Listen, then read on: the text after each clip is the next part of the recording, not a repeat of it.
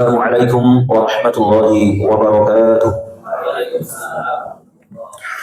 Innal hamdalillah rabbil alamin wa bihi nasta'inu ala umuri dunya waddin. Wassalatu wassalamu ala asyrafil anbiya'i wal mursalin wa ala alihi wa ashabihi ajma'in wa man tabi'ahum bi ihsanin ila yaumiddin. Qala Allah ta'ala fi kitabihil karim, a'udzu billahi minasy syaithanir rajim. Alladzina amanu وهاجروا وجاهدوا في سبيل الله بأموالهم وأنفسهم أعظم درجة عند الله وأولئك هم الفائزون. وقال رسول الله صلى الله عليه وسلم: المسلم من سلم المسلمون من لسانه ويده، والمهاجر من هجر ما نهى الله عنه. رواه البخاري. صدق الله العظيم وصدق رسوله الكريم ونحن على ذلك من الشاهدين. أما بعد. Alhamdulillah rabbil alamin. Segala puji dan syukur senantiasa kita aturkan kehadirat Allah Subhanahu wa taala atas segala limpahan nikmat, rahmat, karunia dan hidayah yang telah Allah berikan kepada kita, sehingga pada malam hari ini dimudahkannya kita dan tergeraknya kita untuk menuju ke Masjid Al-Firdaus ini tentu dalam keadaan kesehatan wa'afiatan dan teriring dengan landasan iman wa ihtisaban. Kita mampu untuk melaksanakan ketaatan kepada Allah Subhanahu wa taala, memenuhi panggilannya dalam melaksanakan salat fardu, maghrib dan insyaallah isya nantinya secara berjamaah. Alhamdulillah ala kulli hal, mudah-mudahan Allah Subhanahu wa taala senantiasa memberikan keberkahan dan kemuliaannya kepada kita sehingga kita menjadi hamba-hamba yang bersyukur kepada Allah dan bersabar atas segala musibah yang menimpa kita. Dengan hal inilah Allah Subhanahu wa taala menjadikan kita hamba-hamba yang insan kamil dan hamba-hamba yang minas wa'ala fi dunya wal akhirah. Amin ya rabbal alamin. Salawat dan salam senantiasa kita haturkan ke junjungan Nabi Agung kita Muhammad bin Abdullah sallallahu alaihi wasallam, kepada ahli keluarga beliau, kepada para sahabat yang mulia, tabi'in, summa tabi'in, summa alladziina yalunahum ila akhir zaman. Bapak Ibu, sahabat Al-Firdaus yang dirahmati dan dimuliakan oleh Allah Subhanahu wa taala. Pada malam hari ini insyaallah kita akan kembali mengulas dari kajian Arba'in An-Nawawiyah, 40 hadis Nabi yang dikarang oleh Al-Imam An-Nawawi rahimahullahu taala, dan insyaallah malam hari ini kalau tidak salah kita menginjak yaitu hadis yang ke-17. Betul Pak ya? 17 ya? Kalau tidak salah yang pertemuan sebelumnya itu di 16 tentang latar yang tadi. Benar ya? Baik. Hadis as-sabi' asyara, yaitu hadis yang ke-17. Baik. Di sini diriwayatkan oleh sahabat yang mulia Abu Ya'la Shaddad bin Aus radhiyallahu taala anhu. Kita langsung saja masuk kepada materi-matan dari hadis yang mulia ini. An Abi Ya'la Shaddad bin Aus radhiyallahu taala anhu, an Rasulillah sallallahu alaihi wasallam qala: "Inna Allah kataba al-ihsana 'ala kulli shay'. Fa idza qataltum fa ahsinu al-qitlah wa idza dhabhtum fa ahsinu ad-dhabha. وليحد أحدكم شفرته وليرح ذبيحته." Baik, Rawahul Muslim. Dari Abu Ya'la Shaddad bin Aus radhiyallahu taala anhu, dari baginda besar Muhammad sallallahu alaihi wasallam, yang mana beliau bersabda, sesungguhnya Allah Subhanahu wa taala telah mensyariatkan untuk kita berbuat ihsan, berbuat kebaikan atas segala sesuatu, ya, atas segala sesuatu. Maka apabila kalian membunuh, maka hendaklah kalian membunuh dengan sebaik-baik pembunuhan. Wa idza dzabhtum, ketika kalian menyembelih, maka hendaklah kalian menyembelih dengan cara sembelihan yang terbaik. Dan hendaklah salah satu di antara kalian itu mempertajam mata pisaunya. Ya. Wal yurih dzabihatahu, dan kemudian hendaklah mampu untuk menenangkan sembelihannya. Nah, ini ya. Dan ini sembelihan ini umum, ya, termasuk juga ketika sembelihan di Idul Kurban tanggal 10 Dzulhijjah, 11, 12, 13, baik itu yang sifatnya adalah udhiyah ataupun yang sifatnya adalah dam, ya, kafarat dam dan yang semisal itu. Baik, ikhwatal iman rahimani wa rahimakumullah. Kita langsung masuk saja kepada penjelasan hadis ini. Disebutkan di sini, innallaha kataba al-ihsan 'ala kulli syai'. Sesungguhnya Allah Subhanahu wa taala mensyariatkan. Jadi bentuknya adalah masyru', disyariatkan, bukan mewajibkan, ya. Di sini Allah memakai kata katabah, ya, katabah. Ada beberapa ayat yang diantaranya ya ayyuhalladzina amanu kutiba alaikumusiyam, ya. Ada yang mengatakan disyariatkan, ada yang mengatakan diwajibkan atas kalian untuk melaksanakan ibadah puasa. Nah, di sini Allah Subhanahu wa taala mensyariatkan al-ihsan. Jadi puncak dari amaliyah seorang hamba Allah dalam Islam ini yaitu al-ihsan. Yang pertama yaitu adalah iman dulu. Yang kedua Islam, ya. Dengan yang ketiga yaitu adalah ihsan. Nah, ini akhbirni anil iman, iman dulu, ya. Islam, iman, ya, kemudian ihsan. Ya. Ini ihsan adalah puncak dari amal ibadah seorang hamba Allah Subhanahu wa taala. Nah, ihsan juga diartikan sebagai profesionalisme dalam beramal soleh, beramal kebaikan. Ya, apabila seorang dia bekerja, maka bekerjalah dengan profesional. Ya, on time waktunya, tepat waktunya, tuntas pekerjaannya, dan kemudian memuaskan hasil kerjaannya. Nah, ini disebut dengan ihsan. Nah, ini puncak dari kemahiran dan kedewasaan dan kematangan, ya, dalam proses untuk menggapai sebuah hasil, ya, yang diinginkan dan diharapkan. Tadi ikhwatal iman rahimani wa rahimakumullah, sebagaimana hadis Nabi sallallahu alaihi wasallam, "Innallaha yuhibbu idza 'amila ahadukum ayyutqina." Ya, sesungguhnya Allah Subhanahu wa taala mencintai yang apabila salah satu di antara kalian beramal, kemudian ia mutqin ataupun ihsan dalam amalnya, ya, menuntaskan, ya, dengan tentunya puncak hasil yang maksimal. Ada. Baik, kalau kerja maksimal, kalau belajar yang maksimal. Ya, ini dan bekerja, belajar, mencari nafkah, ini merupakan bagian dari ibadah. Nah, ibadah dan puncak ibadah adalah ihsan dari amaliyah tersebut. Baik. Dan Allah Subhanahu wa taala mensyariatkan, bukan mewajibkan. Namun idealnya kita berusaha untuk menggapai ihsan, ya, yang seakan-akan kita kalau kita beribadah kepada Allah, kita mampu untuk melihat Allah Subhanahu wa taala. Kan begitu, kan? Kalau kita tidak mampu secara visualnya seakan-akan kita melihat Allah, yakinlah pastikan Allah melihat diri kita dalam beramal. Baik. Nah, di sini Allah mensyariatkan kepada kita kaum muslimin dan muslimat, mukmin mukminat, untuk berbuat ihsan atas segala sesuatu. Jadi apapun amaliyah kita, hendaklah ada ihsan di dalamnya. Profesionalisme.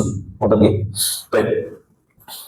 Ikhwatul iman, tsumma daraba amsalah. Contoh di sini disebutkan, ya, fa idza qataltum fa ahsinul qitlah. Maka apabila kalian membunuh, di sini membunuh dalam akar kata bahasa Arab itu qatala yaqtulu, yaitu artinya membunuh sesuatu yang ini tidak dihalalkan untuk dimakan.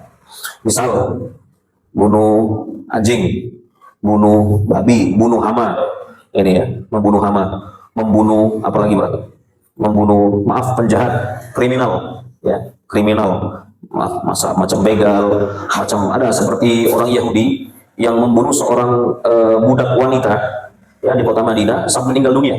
Dia dikepruk kepalanya sampai pecah tengkorak si perempuan ini. Akhirnya si Yahudi ini dikisos dengan cara apa? Ditumbuk kepalanya dengan 2 batu besar. Mati dia Yahudi ini. Nah, itu yang terjadi pada masa Rasulullah SAW. Ini diapit pakai 2 batu besar, kemudian dihantamkan kepala Yahudi ini sampai pecah kepala orang Yahudi ini, sampai dia tewas. Itu kisos atau gimana? Nah, ini ikhwatul iman, karena tadi yang sesuai dengan saya baca dalam surah Al-Baqarah, ya ayyuhalladzina amanu kutiba alaikumul qisasu fil qatla. Wahai orang-orang beriman, diwajibkan atas kalian, atau dalam bahasa India disyariatkan dalam kewajiban atas kalian, yaitu kisos, ya, untuk kalian. Contohnya apa tadi disebutkan? Al-hurru bil-hurri wal-'abdu bil-'abdi wal-unsa bil-unsa. Orang yang merdeka dengan orang yang merdeka. Orang yang apa namanya tadi? Laki-laki perempuan, perempuan laki-laki laki-laki. Sampai gigi dengan gigi, telinga dengan telinga, mata dengan mata. Kan begitu, Pak. Nah, ikhwatul iman rahimani wa rahimakumullah, ini adalah bentuk kepedulian dalam keadilan di dalam Islam. Ini harus ada care, harus ada kepedulian tentang hukuman yang pantas diberikan kepada mereka si pelanggar. Kalau misalnya mereka yang membunuh kemudian dibiarkan dengan hukuman yang ringan, atau mungkin dihilangkan itu hukuman dan dia berkeliaran dan dia kan membahayakan dengan nyawa-nyawa lainnya, maka penting sekali dalam ayat tadi, walakum fil qisasi hayah, dan untuk kalian terdapat ada kisos yang merupakan sebuah kehidupan. Ya, bagi siapapun di antara hamba-hamba Allah yang mereka akan terancam nyawanya akan dihabisi pula ketika mereka membunuh ataupun menciderai, ya, seorang muslim ataupun muslimah. Ya. Ikhwatul iman rahimani wa rahimakumullah. Maka hukum kisos ini sangat adil sekali, ya. Bagaimana bisa dianggap sebuah keadilan? Nah, inilah yang disebut, ya. Kalau dalam kacamata barat, ya ini tidak sesuai dengan HAM. Ya, karena akan menghilangkan nyawa ya seorang manusia. Ya. Tidak dalam Islam. Ya. Jika ada yang melanggar, pastikan ada hukum kisos. Kecuali ada seseorang yang dia tidak berniat untuk membunuh. Ya, dia mukul, ternyata yang dipukul meninggal dunia. Makanya seperti ini ikhwatul iman, ada al-afu, ada kemaafan, kemudian ada pembayaran diat yang dibayar oleh mereka pembunuh kepada ahlul mayit, ya, kepada ahlul musibah. Ini sebagai bentuk yaitu kepedulian dan keadilan dalam Islam. Jadi tidak serta-merta kemudian dihilangkan begitu saja. Ada hukum-hukum yang harus dilaksanakan sesuai kepantasan dalam keadilan tersebut. Ikhwatul iman rahimani wa rahimakumullah. Nah, qatla tadi, qitla itu pembunuhan atau membunuh ya objek yang ini bukan untuk dihalalkan ya ketika dikonsumsi makan atau gimana. Ini beda Pak ya. Beda. Baik. Ikhwatul iman rahimani wa rahimakumullah. Jadi ada perbedaan antara mazbuh, zabihah dengan maktul. Ada yang dibunuh, ada yang disembelih. Kalau disembelih adalah segala hewan apapun yang layak untuk dikonsumsi dan halalan thayyiban. Dan tentunya ada syarat-syaratnya. Seorang muslim, ya, kemudian ahlus shalah, itu penting sekali, Pak. Ini bentuk dari profesionalisme kita ya dalam menghilangkan nyawa, baik itu cara ya termasuk dengan kisos menawan. Ada ketika perang Badar Rasulullah membunuh di antara para tawanan perang, namun dibunuh dengan cara ya gimana Pak? Digantung apa dipenggal kepalanya, penggal langsung kepalanya ya, selesai sudah. Nah, itu yang terbaik, itulah yang terbaik. Baik ya ikhwatul iman rahimani wa rahimakumullah. Ya sama halnya dengan kita menyembelih hewan, entah itu hewan kurban ataupun hewan lainnya. Nah, ini disyariatkan adalah seorang muslim. Nah, ini Pak ya. Ini ada sebuah pertanyaan. Ustaz, bagaimana hukumnya jikalau mereka seorang muslim, tanda kutip KTP-nya muslim Islam, namun tidak sholat ketika dia menyembelih? Kira-kira halal enggak? Halal enggak hewan yang disembelih ini? Lah, karena seorang yang dianggap muslim namun dia tidak sholat itu terkategorikan kafir menurut i'tiqad akidah. Itu disepakati oleh jumhur ulama. Jadi seorang yang mengaku muslim namun dia tidak sholat, maka hewan yang tersembelih ini yu'tabar haraman. Jadi haram untuk dimakan. Karena dianggap sebagai mayit, sebagai bangkai. Maka wajib syarat sebagai seorang muslim, seorang yang menyembelih adalah seorang muslim ataupun muslimah, yang kemudian dia melaksanakan sholat. Kalau dia tidak mau bayar zakat, itu urusan dia. Jadi tidak ada kata kafir dalam hadis Nabi SAW. Barang siapa yang tidak membayar zakat, dia kafir. Itu tidak ada secara garis matanya. Tapi kalau dia meyakini membayar zakat itu adalah sesuatu yang halal, ya maksudnya tidak membayar zakat adalah sesuatu yang biasa dan halal bentuknya, maka kafir, Pak. Telah menghalalkan sesuatu yang telah diharamkan oleh Allah dan mengharamkan sesuatu yang telah dihalalkan oleh Allah Subhanahu wa taala. Syariatnya membayar zakat apa? Wajib, betul. Tapi dia punya keyakinan, udah apa ini kok, enggak masalah enggak bayar zakat dan ini pantas kok enggak masalah. Nah, seperti itu. Jadi pengingkaran itu masuk kepada kekafirannya. Tapi kalau misalnya enggak apa-apa, tahun depan lah, atau dia meremehkan, enggak apa-apa, enggak bayar zakat gitu kan ya, mudah Allah maafkan. Nah, seperti itu fasik namanya. Beda kalau dengan dia mendirikan sholat. Kalau mendirikan sholat, kalau dia mengatakan, apa-apa, besok-besok lagi sholatnya. Nanti pas saya tua saya sholat misalnya kan ya. Ini dia meremehkan sholat, dia nggak sholat. Nah itu masuk pada kafir. Ya. Jadi al-ahdul ladzi bainana wa bainahum shalah. Wa man tarakaha faqad kafar. Ada perjanjian antara kita dengan mereka orang-orang musyrik dan orang-orang kafir, yaitu adalah sholat. Barang siapa yang meninggalkan sholat, maka sungguh dia telah kafir. Jelas Pak hadisnya. Maka teman-teman Juleha ada cerita kepada kita. Jadi ketika ada teman-teman yang mereka sudah memboleng lama, jadi pemboleng sudah senior lama Pak. Ketika disertifikasi oleh tim Juleha, itu ada syaratnya kan? Apa syaratnya? Ada ujian sholat. Nah, ketika pas ujian sholat, nggak mau Pak. Tak apa-apa saya udah ikut gitu kan ya. Kenapa? Karena selama hidupnya nggak sholat dia Pak. Bayangkan. Tapi dia memboleng, jangan saya. Itu memboleh. Dan memboleng sapi itu dalam hitungan nggak sampai sejam Pak, selesai sudah. Ya, sejam kelamaan ya. setengah jam selesai sudah. Bayangkan. Ikhwatal iman rahimani wa rahimakumullah. Ketika ujian untuk melaksanakan sholat, nggak mau wis deg-deg dia, Pak. Wis keringat dingin. Akhirnya dia mau, ya nggak mau ikut ujian sholat. Bayangkan. Dan itu banyak ikhwatal iman, ya. Dan itu banyak yang seperti itu. Dan ini fakta di lapangan. Ya. Nah, teman-teman yang seperti ini ikhwatal iman, hendaklah didekati dan diajarkan. Karena mereka punya skill, apalagi ya kabar mereka adalah seorang muslim, secara KTP muslim, ya ikut juga, ya kadang-kadang ya ikut sholat, tapi nggak rutin gitu loh Pak. Ya Jumatan, malah itu budal, ya asar nggak sholat, maghrib nanti nggak sholat lagi, nanti kalau pas raya Idul Fitri itu datang ke masjid sholat pula, kan begitu Pak. Nah seperti ini apakah ya kabar, apakah dianggap sebagai seorang muslim? Nah, ini yang harus menjadi perhatian kita. Nah, ini bagi mereka ada pertanyaan juga. Ada kalau di Malang Selatan ada seorang pengkurban, dia ketika dia mengkurban, dia takut. Nah, itu salah satu pengkurban juga harus punya nyali untuk menyembelih. Nah, dia tidak punya nyali untuk menyembelih dan diwakilkan kepada temannya, tetangganya, yang itu adalah seorang non-muslim, disuruh nyembelih, gitu kan ya. Dan dia ini Nasrani, jadi min ahlul kitab. Nah, disebutkan ada hadis Rasulullah, ada dalam Al-Qur'anul Karim, itu memang diperbolehkan min ahlul kitab untuk menyembelih, Pak. Tapi ahlul kitab dulu pada masa Rasulullah SAW, ya, Nasrani yang masih mengamalkan agama Nasrani, Yahudi masih mengamalkan agama kemurnian Yahudinya. Kalau sekarang sudah hancur, Pak, Nasrani dan Yahudi. Nah, mereka tidak dianggap sebagai ahlul kitab untuk saat ini, ya.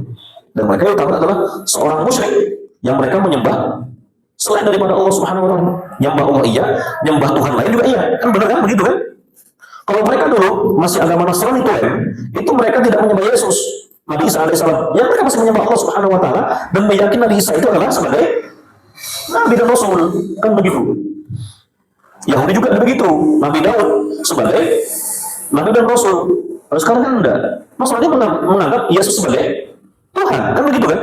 Nah, begitulah yang diyakini oleh kaum Nasara saat ini. Termasuk juga orang-orang Yahudi. Itu parah lagi ya kalau Yahudi.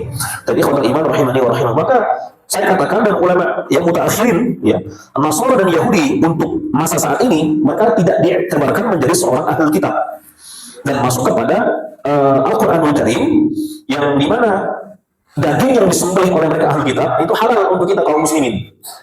Ya, jadi mereka tidak dianggap sebagai ahlul kitab, namun sebagai seorang yang kafir musyrik. Paham ya? Sampai di sini. Nah, kalau dulu zaman Nabi oke lah, ya karena mereka masih murni untuk ajaran Nasrani dan juga Yahudinya. Jadi ikhwatul iman rahimani wa rahimakumullah. Nah, kalau untuk pemboleng bagaimana? Yang boleh, Pak? Boleh ya? Boleh. Tapi diperhatikan dulu kehigienisan dari alat sembelihannya. Nah, kalau dulu min ahlul kitab, mereka juga meyakini macam kayak babi itu tidak dimakan mereka. Mereka paham betul itu. Tapi kalau sekarang makan semua, ya, ya. Saya bangkai pun apapun itu, ya. Nah, yang jadi masalah adalah ketika si pemboleng ini itu memiliki khusus alat sembelihan dan alat pembolengnya yang itu dipakai untuk keseharian mencari nafkah. Dan itu random, Pak. Bisa dibayangkan, apakah setelah menyembelih cuman cukup dibersihkan kemudian dicuci begitu Pak? Kan ada satu syarat yang harus dicukupi di sana, yaitu membasuhkan debu kepada bilah tersebut. Nah, orang seperti tadi kira-kira paham nggak hukum fikih? Nggak paham, Pak. Bisa dibayangkan. Jadi alat sembelihan tadi digunakan untuk menyembelih boleng babi, kemudian dipakai pula untuk bantu-bantu memboleng hewan kurban kita. Masalah nggak kira-kira? Dengan mau begitu? Maka jika ada fatwanya, jika ada seorang muslim di tempat kita, maka hadirkan mereka para pemboleng muslim untuk bisa mensiarkan dan memakmurkan rumah Allah, ya, mensiarkan tentang Idul Kurban. Jadi begitu. Kecuali kalau memang daerah terpencil, daerah memang jarang muslimnya, Pak. Ya. Dan minoritas itu ya kita kaum muslimin. Ya mungkin itu bisa dipakai nanti untuk syiar ke depannya. Tapi diperhatikan kalau bisa untuk alat sembelihan semuanya dari pihak kita panitia. Jadi begitu. Untuk menjaga dan mengantisipasi hal-hal yang kita tidak inginkan dari kualitas hewan kurbannya supaya higienis, Pak. Nah ini yang kita harapkan. Tapi kalau mereka bergabung ya tidak masalah, silakan. Tapi untuk alat-alat penyembelihan pembolehannya maka wajib dari kita supaya terjaga dari nanti serahkan kepada muslimin, yang monggo silakan, kepada yang mereka yang membutuhkan silakan, orang yang kaya silakan, ya kan begitu. Namun ahsannya kepada kaum fakir fuqara dan muslim jamaah sekitar kita supaya tercukupi kebutuhan itu, dan sampai jauh-jauh tapi tangan-tangan kita tidak kena, kan begitu kan ya. Nah ini kan jadi bermasalah. Ikhwatul iman rahimani wa rahimakumullah. Baik. Nah kemudian di sini disebutkan wa yuhibbu ahadakum syafratah, ya. Ini sikin. Hendaklah salah di antara kalian menajamkan pisaunya. Jadi mata pisaunya, ya, mata pedangnya itu, ya. Nah ini harus betul-betul takunu qawiyah al-qata'. Betul-betul kuat ketika dia menyembelih atau memotong. Ya, jangan sampai ada penampakan tuh yang viral sampai berkali-kali itu, Pak. Masya Allah, seakan, Pak. Sapi itu disembelih berkali-kali kan ya. Ya Allah, sampai enggak tega, Pak. Enggak tega kita melihat yang seperti itu. Ya, maka harus benar-benar ditajamkan itu pisau itu. Tajamkan. Begitu kan ya. Ketika menyembelih, atau sekali aja, selesai sudah. Jadi putus ya dua urat ya di lehernya itu. Ya, itu wajib putus itu. Ya, karena itu mengarah kepada jantungnya. Nah, selesai sudah sampai di situ. Jadi bukan ya Allah kan ya. Nyembelih ayam aja loh, nggak bisa kepotong itu. Ya. Gimana? Kalau sapi kan tebal Pak itu. Kalau kambing mungkin masih ringan. Kalau sapi tebal Pak, harus betul-betul kuat ya, dan tajam mata pisaunya, masa boroknya. Nah, di sini ikhwatul iman rahimani wa rahimakumullah. Ya. Au yahikha bil mubarrad, au bil hajar, au bi ghairihima. Bisa dengan menggunakan batu asahan atau menggunakan hal-hal lainnya yang mampu untuk menajamkan mata pisau atau mata boloknya ketika menyembelih. Untuk apa? Proses kecepatan dalam menyembelih. Jadi ya, dari bisur'ah. Disebutkan adalah yahsul bihazzalah bisur'ah. Jadi cepat. Betul. Dia tidak makan waktu. Lama begitu kan? Ya Allah. Itu namanya menyiksa. Ta'dzib kalau bahasa Arab. Ta'dzib azaban syadidan. Dan ini tidak layak dan tidak ada etik dalam Islam. Atau gitu. Jauh dari kata al-ihsan. Jauh dari kata al-ihsan. Tapi ikhwatul iman rahimani wa rahimakumullah. Kemudian di sini wal yurih dzabihatahu.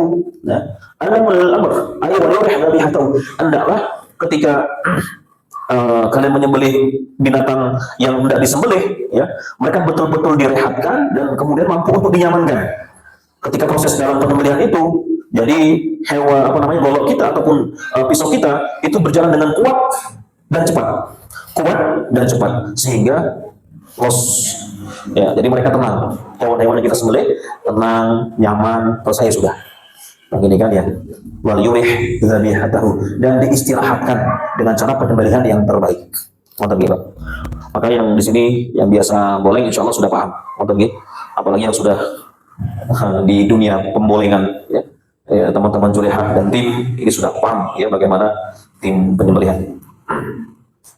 Ikhwatul iman rahimani wa rahimakumullah. Dan kita masuk kepada faidah dari hadis Nabi SAW tadi. Yang pertama, Fatullah Azza wa Jalla bil ibad wa annahu kataba al-ihsan ala kulli syai. Ini adalah kemahalembutan Allah Subhanahu wa taala kepada para hamba-Nya. Yang dimana Allah Azza wa Jalla telah mensyariatkan ya akan al-ihsan, berbuat baik terhadap segala sesuatu. Wa yadkhul fi dzalika al-ihsan ila syakhsin ladulhu tariq. Nah, disebutkan di sini ya.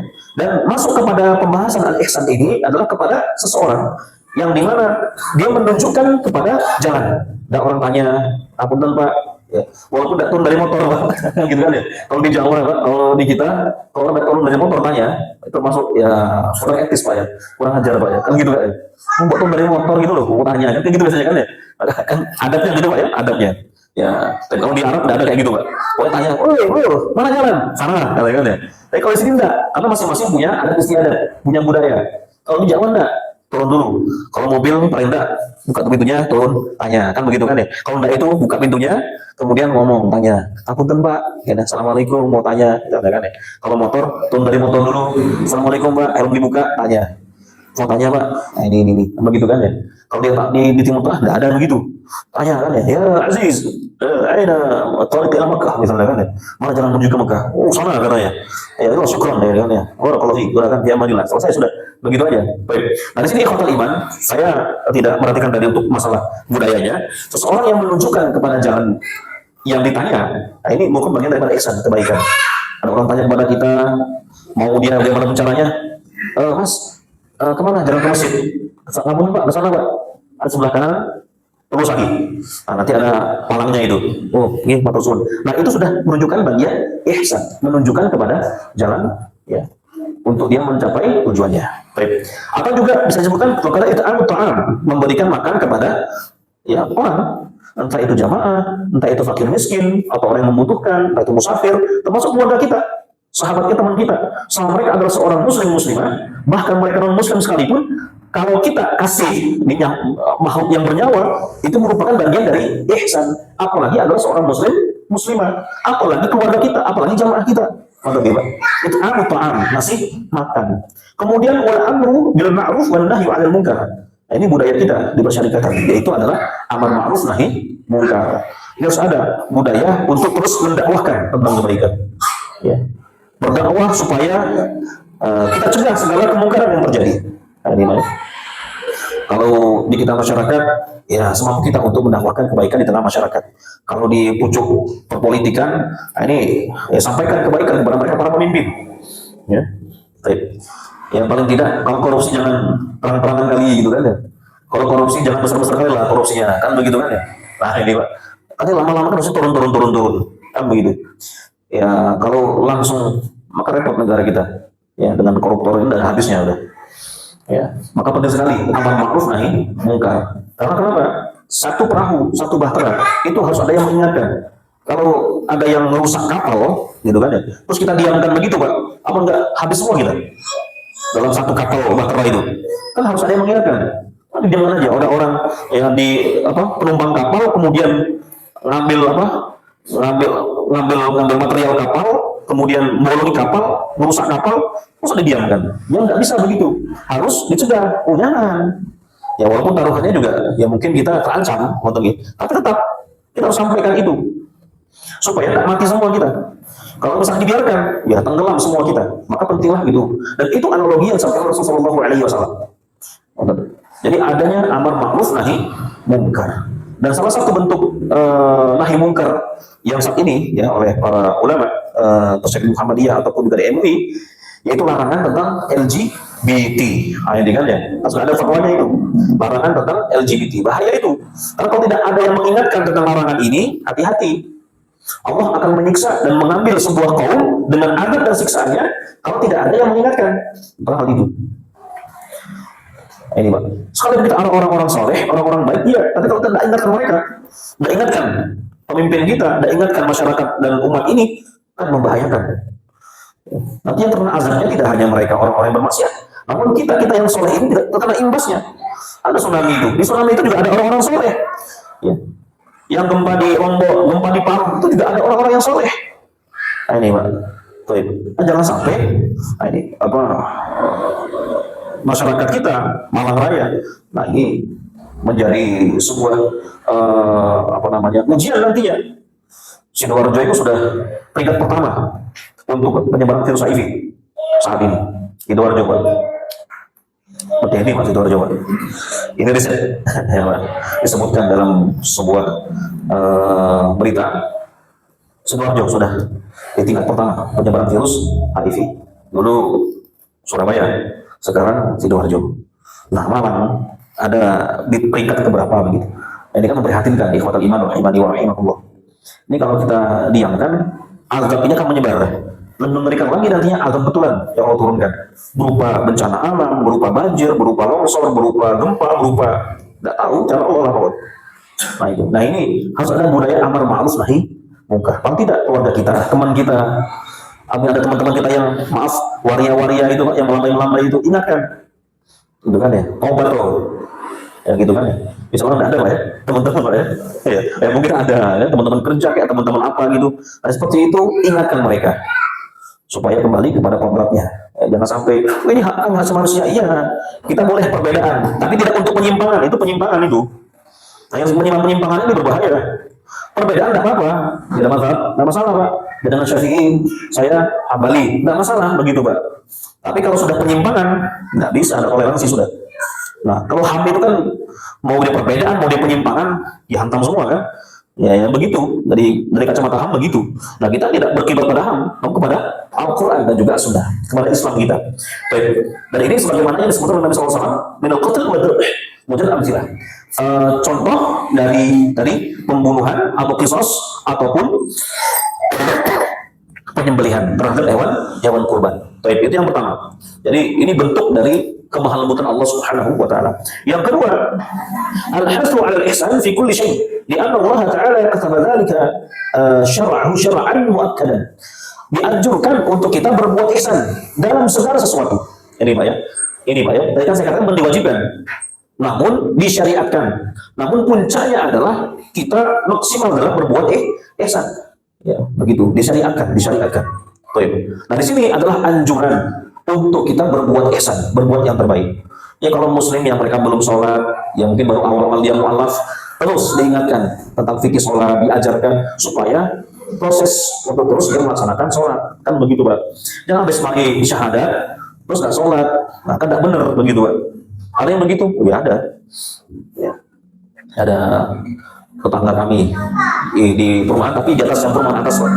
Itu ada semula dia sudah syahadat, tidak pakai jilbab, dia tidak sholat juga. Wah, itu cuma dapat KTP toh. Diingatkan, ya udah mau. Ya sudah. Alhasil beberapa hari kemarin meninggal dunia. Sakit, Pak. Baik, ikhwatal iman rahimani wa rahimakumullah. Ini pelajaran buat kita semua. Jadi ihsan dalam segala sesuatu. Karena Allah Subhanahu wa taala telah mensyariatkan hal itu, ya, dengan syariat yang sangat-sangat syar'an muakkadan. Syariat yang sangat ditegaskan. Ya, kalau sholat muakkad untuk ibadah, ba'da maghrib muakkad, qobliyah subuh 2 rakaat muakkad. Sangat-sangat dianjurkan dan ditekankan. Bukan diwajibkan, Pak. Beda, Pak. Yang ketiga, annaka idza qatalta syai'an yubahu qatluhu fa ahsanu qitlah. Ketika engkau membunuh sesuatu yang diperbolehkan dalam pembunuhan tersebut, maka membunuhnya dengan sebaik-baik pembunuhan atau menghilangkan nyawanya. Tadi macam tawanan perang, macam negara misalnya mengkisos mereka para pembunuh, ya, napi-napi yang mereka pengedar narkoba, kemudian kayak dulu apa, Pak, yang meninggal dulu, Pak, yang tembak dulu, Ferry Budiman, ya. Nah itu, tapi itu kan ditembak toh, tembak. Beberapa negara Timur Tengah itu digantung. Kalau di Mesir itu kalau digantung, ya, digantung, syarat, ya, digantung ya sakit, Pak. Ya kenceng dia, ya kan ya. Aduh, gak bisa bayangkan tuh kan ya. Ditembak juga sakit, kan masih ada berapa sekian detik dia merekam itu. Tapi kalau dipenggal, selesai sudah. Ya. Nah itu.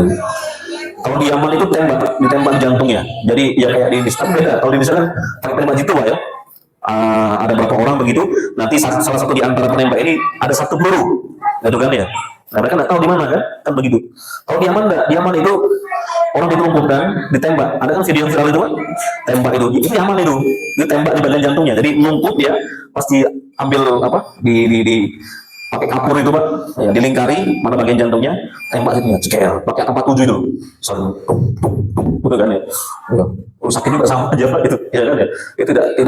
Itu tidak ihsan dalam qatl. Itu tidak ihsan dalam pembunuhan. Ihsan itu ya tadi, penggal, selesai sudah.